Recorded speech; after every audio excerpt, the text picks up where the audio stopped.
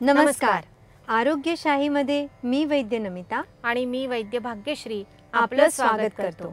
आरोग्यशाहीमधलं चौथं अक्षर आहे श. श आहे शास्त्राचा. भारतीय संस्कृतीतील प्रथा परंपरा मागची आरोग्य संकल्पना जाणून घेण्याचा.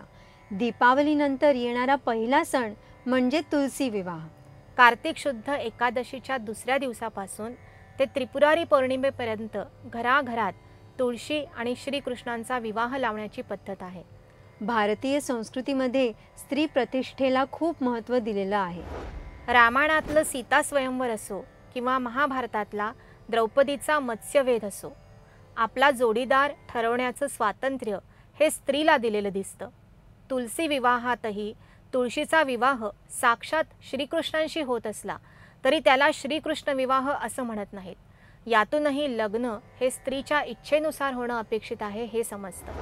भारतीय परंपरेत तुळशी विवाहाशी अजून एक गोष्ट जोडलेली आहे व ती म्हणजे एकदा तुळशीचं लग्न झालं की लग्नाचे मुहूर्त सुरू होतात आणि चातुर्मासात बंद असलेला लग्नाचा सीझन पुन्हा सुरू होतो. आरोग्यशास्त्राच्या दृष्टीने ही प्रथा अतिशय समर्पक आहे. वर्षा ऋतू संपला, त्यानंतरचा शरद ऋतू संपत आला आणि हेमंत ऋतूचे वेध लागले की त्या बरोबरीने विवाहाचे मुहूर्त सुरू होतात. कारण वर्षा ऋतूत शरीर शक्ती कमी झालेली असते, वातदोषाचा प्रकोप झालेला असतो. शरद ऋतूत पित्तदोष वाढलेला असतो, त्यामुळे तेव्हा सुद्धा शरीर शक्ती साधारणच असते.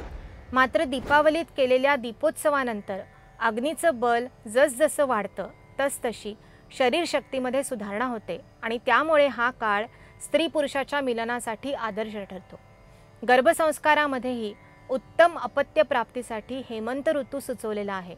त्यामुळे फक्त फिजिकल अट्रॅक्शनमधून अपत्य जन्माला येण्याऐवजी समाजाची उन्नती करणारं, देशाच्या प्रगतीला कारण ठरणारं, संपूर्ण मानवजातीला मार्गदर्शक ठरणारं अपत्य जन्माला यावं, यासाठी आपल्याकडे तुलसी विवाहानंतर लग्न करण्याची प्रथा आखून दिलेली दिसते.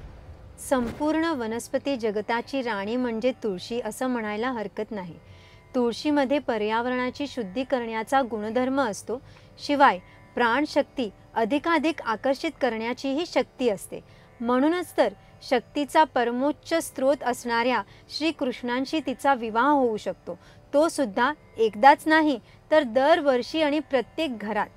अशाच प्रकारे भारतीय संस्कृतीतील इतरही प्रथा परंपरांमागची आरोग्य रक्षणाची संकल्पना समजून घेण्यासाठी पाहत रहा आरोग्यशाही लोकशाही मराठीवर.